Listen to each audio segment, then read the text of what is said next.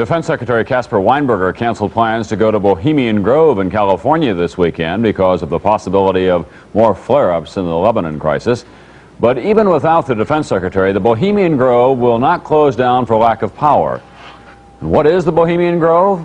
Well, it's a kind of summer camp for the powerful, an all-male gathering in great secrecy. More from Dennis Murphy. George Shultz, Henry Kissinger, and West German Chancellor Schmidt arrived by car. The chairman of General Motors and U.S. Steel came in by private jet. If you would look at the guest list over a period of 5 years, I don't think there would be anybody of any importance in America who was missing from that list. Cabinet officers and captains of industry are going to summer camp at Bohemian Grove, an all-male retreat secluded in the Redwood Forest 2 hours north of San Francisco. Outsiders are not invited. What's hidden away is a little bit of Boy Scout camp and a lot of fraternity hokum. There are rituals, bonfires, and the burning of effigies. The members live in lodges with names like Wolf and Caveman. Gerald Ford, Henry Kissinger, William French Smith, and George Shultz are bunkmates at Mandalay Camp. President Reagan's camp, Owl's Nest, is famous for its Eggs Benedict and Ramos Gin Fizz breakfast.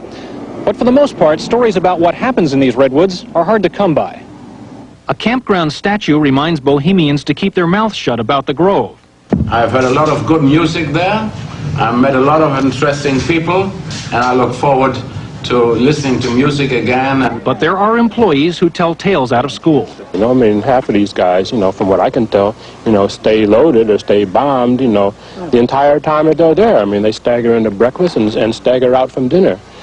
But at the same time, they're talking business.